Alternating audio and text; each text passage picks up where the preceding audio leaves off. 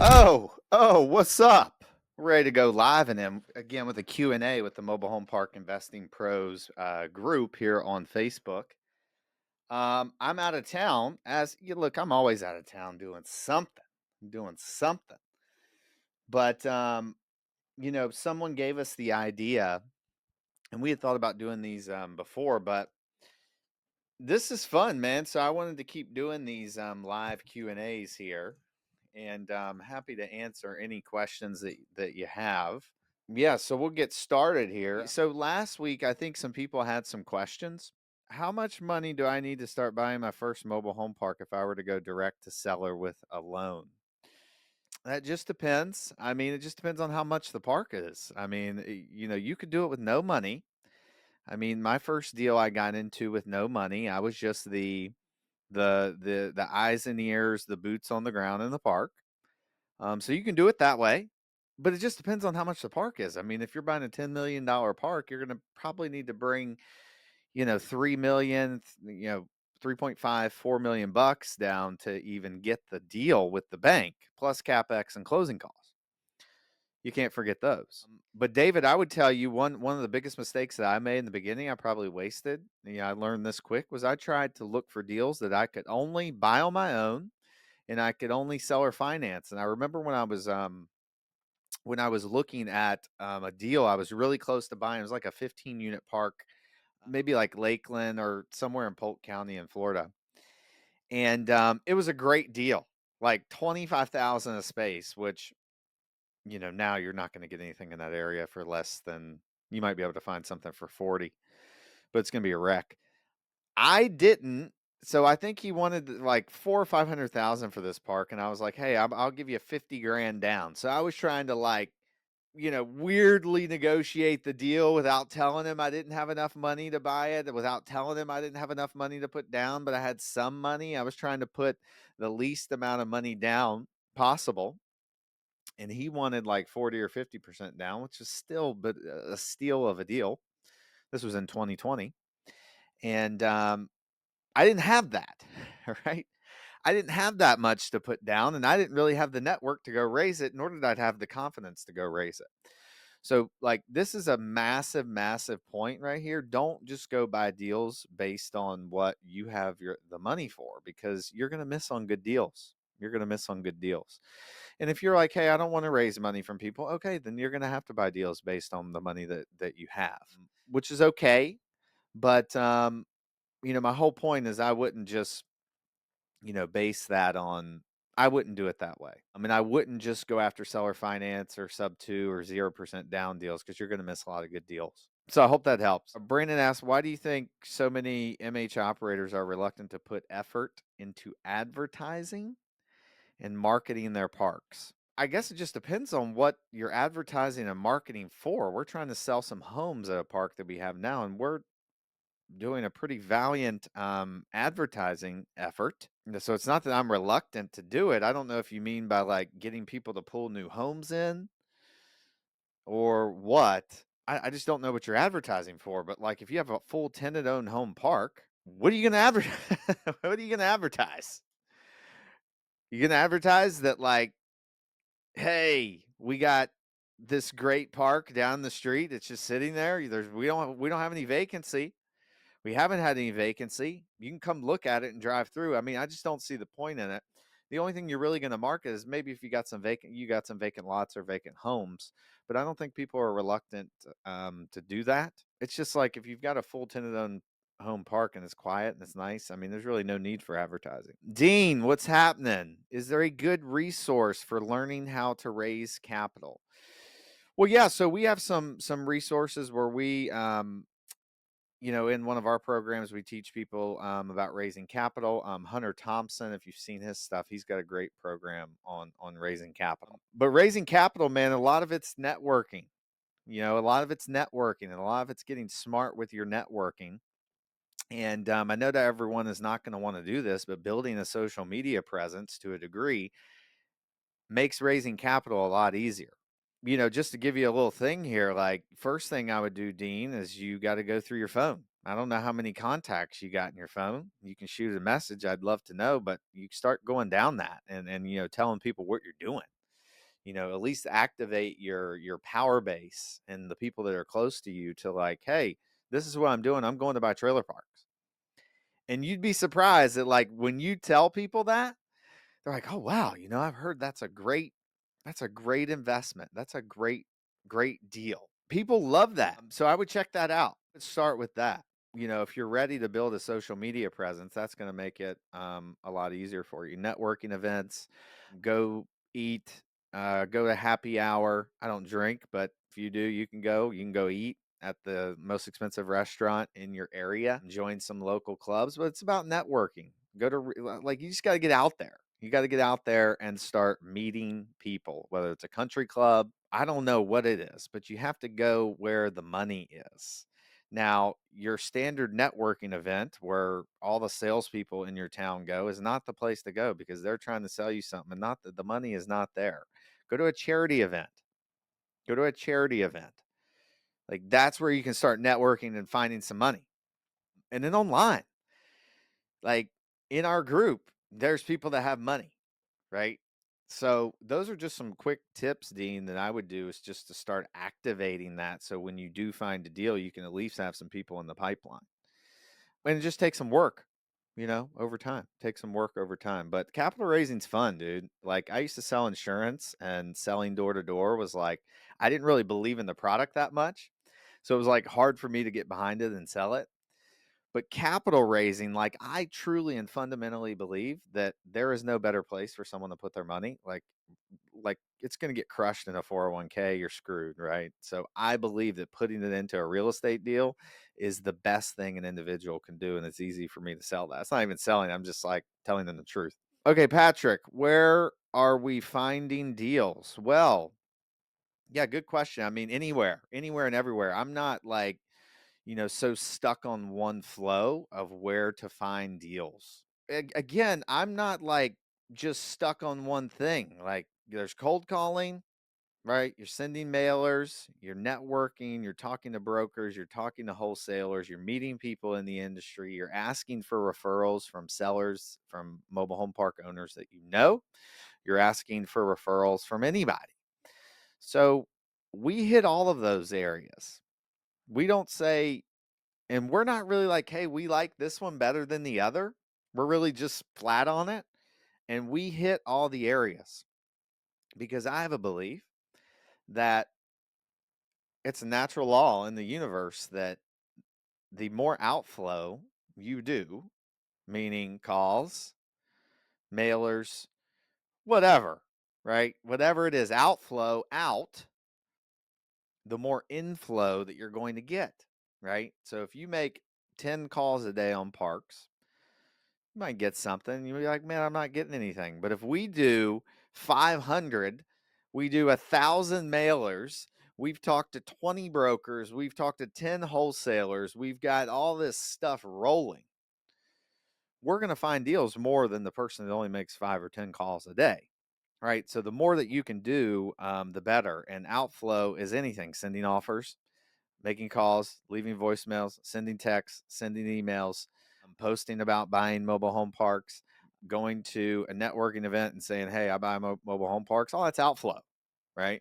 So the more attention and the more intention you put toward an area, and the more energy you flow in that direction, is the more that you're going to get back out of that. I love finding deals. I learned to get good at acquisitions in the insurance business, and I love doing it. I love hunting deals.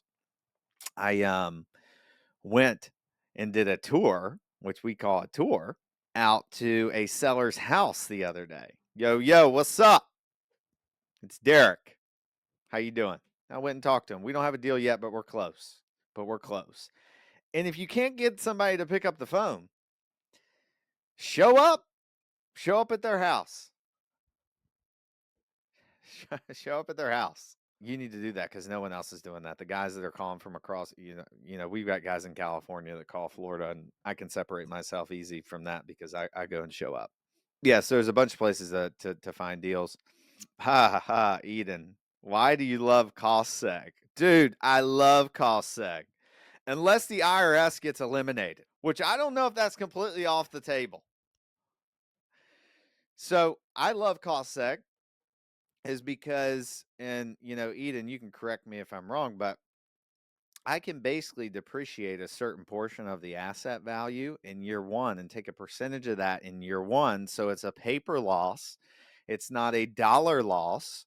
So the property could still cash flow and make money, but I'm taking my depreciation in year one, and I'm actually lowering my tax basis for that year. So, for example, typically our investors have gotten now this year that you can only take accelerate 60% of the depreciation in year one. I think our investors are going to get maybe somewhere between 50 and 60% of what they invested. So if you've invested 100 grand, you're going to get a $60,000 tax deduction.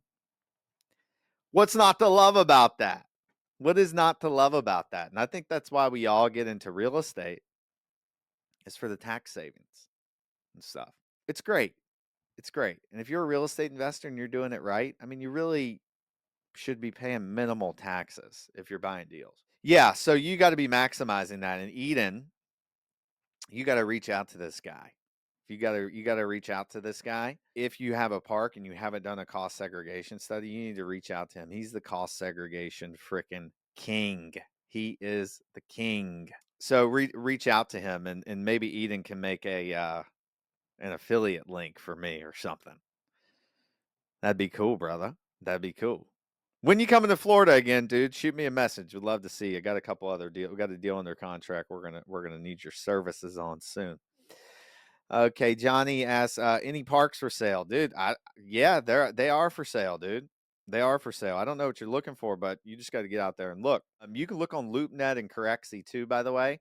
I think Dean was not Dean, but Patrick was asking where to find deals. You can go on those websites too. Yes, they're a dumping ground, but you will find deals on there. We bought deals on there before. You just got to be looking at it every day, because the deals that we find on there are from local brokers, not the big guys that have all the networks of the local brokers may snag a good deal. And they put it on there because they really don't sell mobile home parks. They sell other stuff.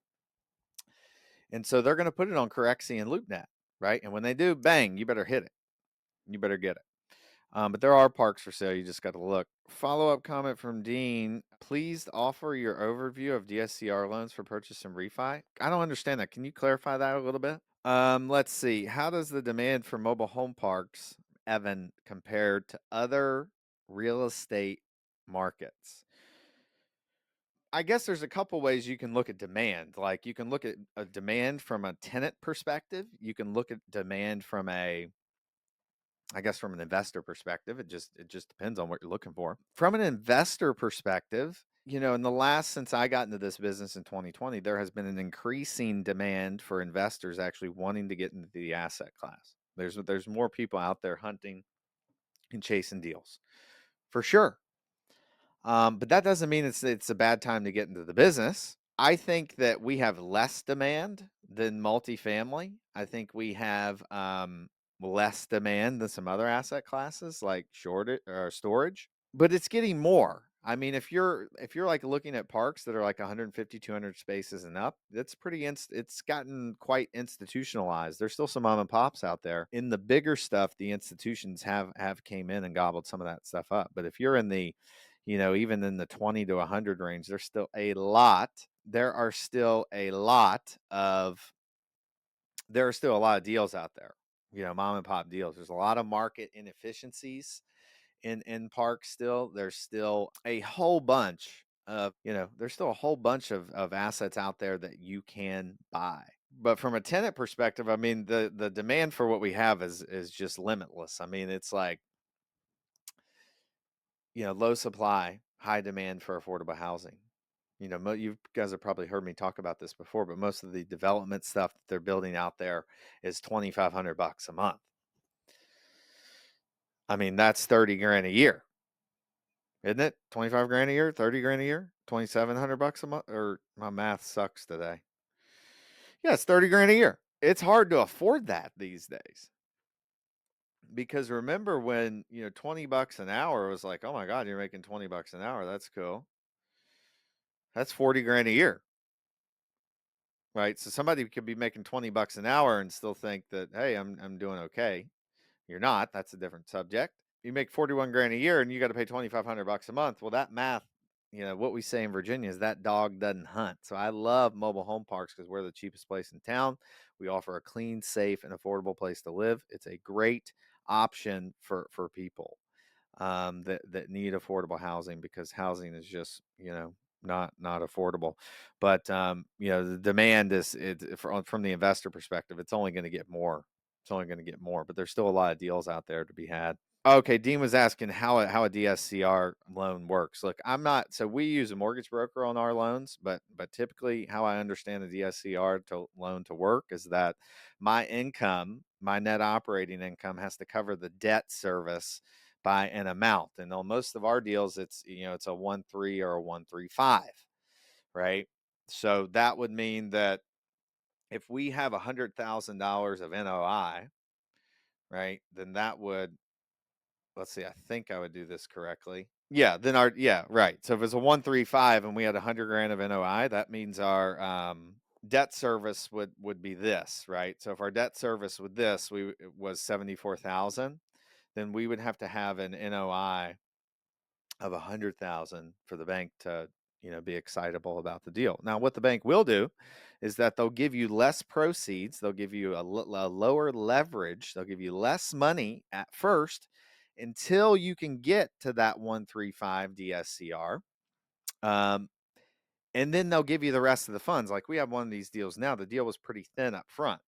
So based on the in-place income, they gave us the amount of debt that would support that one, or they would give us the amount of debt that the property could support, right? So they gave us, I think the total loan was going to be like 2 million bucks, and they gave us 1.5 at first, because 1.5, the amount we were paying in interest was actually covered by the NOI on that deal. But when we went in and sold homes and increased value and increased rents, then we go back to the bank and say, here's our T6, look at our NOI now. Now it covers the actual loan amount, the $2 million amount, and they would release the other $500,000 to us. So I hope that makes sense, Dean. Got another question here. I'm not at the level to support rent manager. How best to deal with rent collections? Currently have the manager collecting rents, yet there is a lag time. Yeah, dude. I mean, rent manager's 200 bucks a month, dude. I mean, it's not that expensive, Dean. It's not that expensive. I think you can handle that. But if you're not going to do that, I mean, look, you can use a spreadsheet. I mean, it's not ideal. Rent manager will save you a lot of time. I literally think it's 200 bucks a month, and then you can get everybody hooked up so they're paying cash pay or online. It'll make your life a lot easier. I hope you're not collecting cash. I hope you're at least collecting money orders. But that's how I would do it. If I didn't have rent manager and got collections, I mean, you're just gonna have to use a spreadsheet and bang them out like probably doing with the manager. I don't know what you mean by a lag time. If you clarify a little bit on that, maybe I can answer a little bit better. But you just got to have a system to rent collections, and never veer from it. If you're late on your car payment, the note holder has their system. If your payment is due on the 5th, you're going to get a notice on the 6th, and then they're going to have the repo guys come to you at some point. But it's at the same point, right? So you have to keep that in with your tenants, and this is harder to do if you've only got a park or two. But you can actually do it and just have a process. Hey, if rent is late on the 5th, if they pay on the 6th, there's a late fee. I don't know what to tell you. Like we can't take it off. Maybe we can take it off once, right? I think it's hard to make exceptions for people in the park, because the people in the park talk, and they're going to tell Susie's going to tell Johnny that she got an exception, and then you're going to have to give Johnny an exception. It's really affordable housing laws, really, and treating everybody the same. Look, Dean, yeah, I would get on Rent Manager or something as fast as possible. I think that's what you're asking. But Rent Manager is not that expensive. But that's how I would deal with collections. I mean, you just gotta. It's to get collections right. You have to send a message, almost to the people that aren't paying. It's like the tenants have to see that you're not playing around. Especially if you're a new owner of the park, and the old owner, they didn't take him seriously because they never evicted anybody. You just kind of have to set that record straight. And typically what we do is it's late on the 5th or late on the 6th. They get a late fee. Then we send a demand letter. I'd have to look at our policy, but I believe I know we send a late notice then, but the demand letter is like on the 15th and we file eviction on the 20th. And then as soon as we file eviction, it's in our prospectuses and things, which is a prospectus is basically kind of a park rules and tenant rights document that you have to have in Florida with parks over 26 tenant owned lots. So if we end up starting the eviction and there's an attorney's fee, then the tenant gets billed back for the attorney's fees. And that's in their agreement, right? And if you really want to get collections down, Dean, you're gonna have to, handle somebody that's not paying. You're gonna have to actually take it, send it to the attorney, and start the eviction process of somebody that's not paying. That's how you're gonna get collections. But I hope that helps. Have that in one community where I have legacy tenants with some on the 1st and some on the 15th. Yeah, that's crazy, dude. We put a stop. I mean, the last park we bought was the biggest cluster beep that you would even you like so the tenants were paying weekly and some were paying on Wednesday, Friday, some were paying bi-weekly. I think there was like one or two people paying monthly. And we came in the beginning and said, "Yep, we're not doing this anymore. So starting this next month on the 1st, everybody's paying monthly." I think the best thing that you can do is just write a policy and write the rules. It's like, hey, we're stopping this right now because it's a headache. I already I already know what you're going through, Dean, because we had to put up with it for like 2 weeks, that kind of shit, and it's a pain. It's a pain to keep up with. And like, oh, this person's due on the 15th. They're not late to the 21st, and this person's not late to the 12th. Like it gets wild. So you just have to put some ethics in and put some order in and just say, hey, we're done with this. Like, this is how it's going to be. Like, here is the new process. Send out a notice, right? I would say, hey, tenants, here's our new notice. Like, everybody's paying on the 1st. I don't know what to tell you because some of them are going to come to you and say, well, I don't get paid on the this, and this is why we had this deal. I understand that, and I'm very, very sensitive and very like supportive of people. But you also have to run a standard park because that is not standard, right? And your company, even if you only have a few parks, is like there should be standard policy to follow. And you don't veer from policy. Like it's just it needs to be black and white. And if there's an arbitrary there, like you don't even have a policy, well, then the tenants can whatever. But if you have a written policy and you start making it known and enforcing the policy, you can get rid of all that craziness and start to put some sanity back into your park, into your collections process. And that's why I would say, like, rent manager would be worth it to pay, because we come in too and say, hey, we don't take money orders, we don't take cash, we don't take checks anymore. I'm sorry, this is how you have to pay. And everybody figures it out. Everybody figures it out. Even we have a really old lady in one of our parks. We worked with her for a month, but it's like, hey, you go to the grocery store and how do you get groceries at Walmart? Oh, well, this person. Okay. Well, tell them to take this number, take your rent, and take it into Walmart and give them that number so they can cash pay. Boom, problem solved. You just have to don't be reasonable about it and say, hey, we're stopping this, right? This is done, and people will figure it out. People will figure it out. And it's not like you're being mean or anything. It's just you're putting some order in where order's needed. That's an important thing to do. And I think people underestimate when they're buying parks how easy, they underestimate how much work that's actually going to be. Yeah, Dean. Yeah, yeah. You need to just go pay the $200 a month and get your time back, dude. That's. I would have to imagine that your hourly time is worth way more than that. If you've ever done that math before, it's probably worth, 200 a month is $6 a day. I think your time's worth more than six $6 a day, dude. Yeah, put that in, dude. Put that in. Put some standard policy in.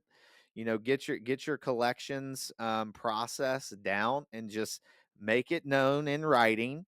Hand it to the tenants and say, "Hey, here's the new rent paying policy." And there's going to be some confusion every time you put order in. There's going to be confusion that blows off. Just know that Every time you say, hey, this is what we're doing now, and there's more order, there's going to be confusion blowing off. Confusion in the form of a tenant getting mad or something blowing off. So just know that when you put order in, because most people put order in and then they get all this confusion blowing off and they're like, oh my God, I can't do this. I got to go back to being reasonable again. Okay. Don't ever be reasonable about your personal policies, and your park policies, because the credit card companies aren't, the banks aren't, the car note companies aren't. Like, they just follow a policy. How do you handle maintenance issues in a mobile home park? Yeah, so I can tell you how we do it. There could be better ways to do it, but we've sort of trial and error this stuff. Now, by maintenance, like, so our policy is we don't really do park owned homes. So if we have them, we're going to convert them over as fast as we can. So the only maintenance issues we're going to have is just infrastructure. We're going to have infrastructure, roads, trash, common electric, dogs, whatever. I guess dogs wouldn't be a maintenance issue. So we basically have, depending on what it is, we will have a manager on site or some eyes and ears at the park. And let's say there's sewage on the ground. Okay, well, we'll get pictures. They'll send it to our main corporate office. There's one person that handles this communication in the corporate office, and then that person will send it to our project management division, and then the project management division will call someone out there. We have a list of contractors ready in the area that we vetted and we feel reasonably comfortable with. They will then call that person out and then coordinate with the on-site manager on when that is. So it's a smooth flow, comes in, boom, boom, boom, boom, boom, out. And that's our process, because it's just, we like that because we get to track it. We use Asana to track projects and things, and we use Slack. Yeah, I mean, it's just like we put the project in Asana, and we keep notes there, and we put pictures there. We've learned that this is a really important aspect of handling maintenance issues, is that you got to take notes and take pictures, make sure it's done, have them send you pictures before and after, because the contractors will screw you. You guys have probably heard me talk about this before. The contractors will just, bend you over. I mean, like, sorry, but they will. And it's annoying. So that's how we handle maintenance issues. And we have like a sequence of like, hey, what's very important? What's a right now thing? And a right now thing would be like, doesn't matter if it's a weekend or middle of the night, no water, no power, which is typically a power company thing. But if we have a well and it's no water, then that's our issue, and that's a right now thing. If there's septic on the ground, if it happens in the middle of the night, yes, that's a big deal, but that's gonna have to wait until then in the morning, because no one's gonna be able to really. We're not gonna have someone come out and pump it, that night. It would be a next day kind of thing. But water is a total emergency. The septic issue is definitely one, like wastewater treatment plant issues. If you've got one of those, those are issues. Like infrastructure issues and utility issues are important. Or like, I don't know, a sinkhole. We've never had one of those, but I don't know. Well, whatever. So that's how I handle park maintenance. I mean, I would just make sure that you have a process for it. And it's not just, because otherwise you're going to be handling all this stuff yourself, and it's going to seem like a big confusion, right? There's going to be a big confusion, and it's not going to be fun. And you're going to be like, man, this sucks. I would just work that out. I think we talk about a little bit more in depth in, I don't know, I think it's in our online program or whatever, but yeah, that's how we do it. And I would just have a process for it, and follow the process.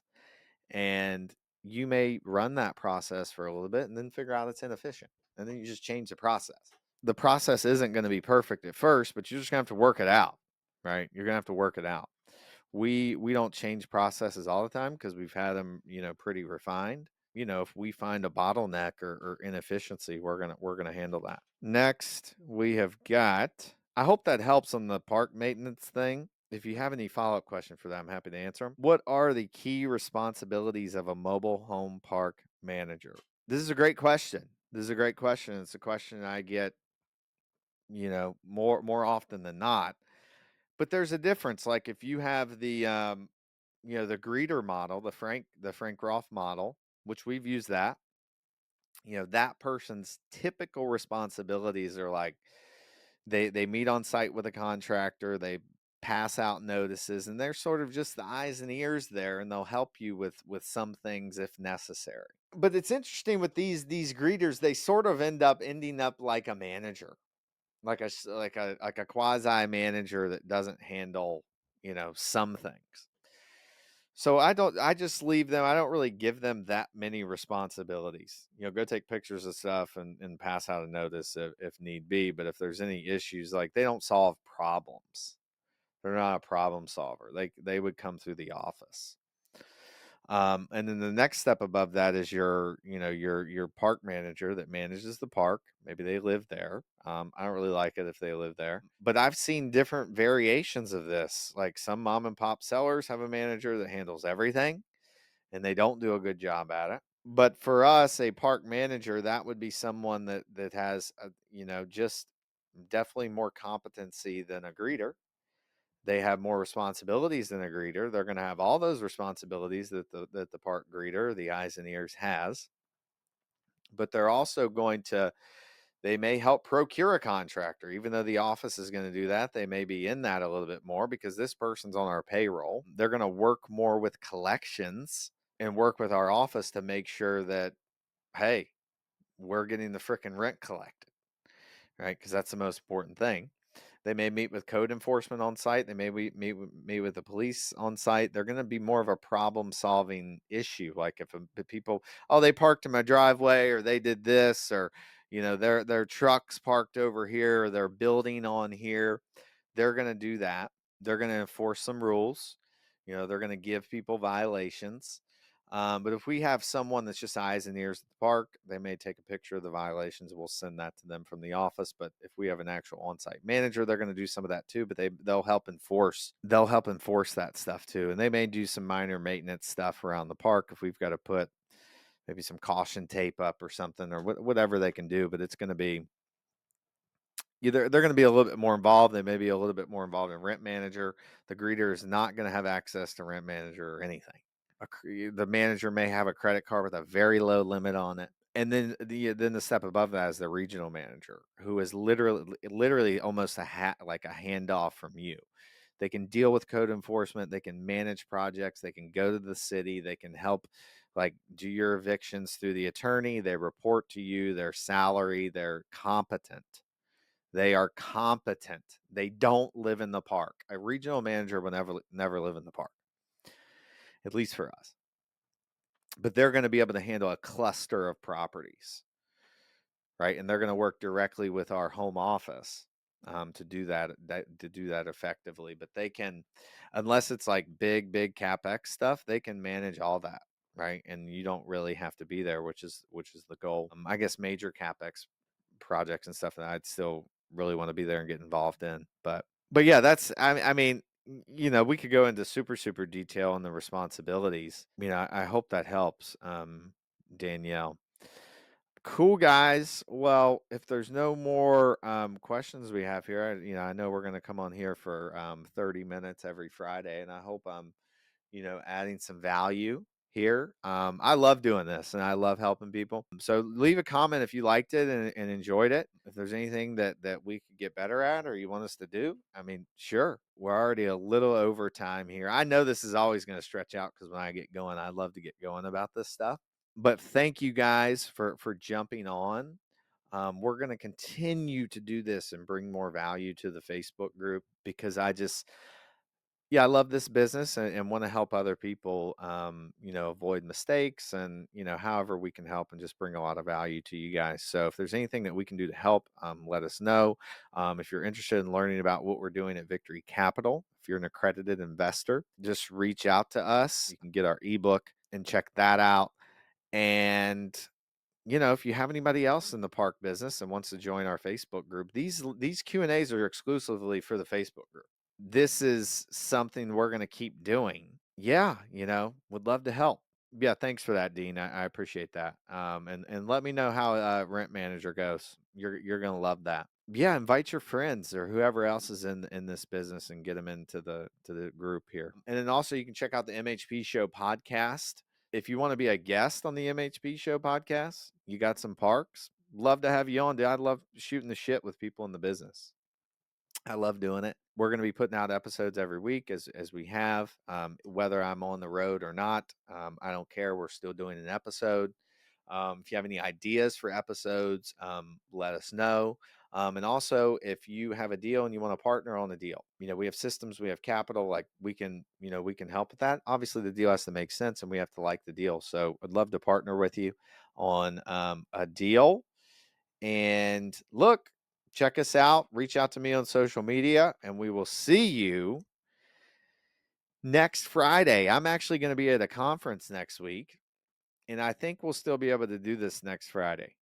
It's only 30 minutes, so I think we'll be fine. But I'm going to be in a different hotel room, brother. All right. We'll see you guys later. Peace out.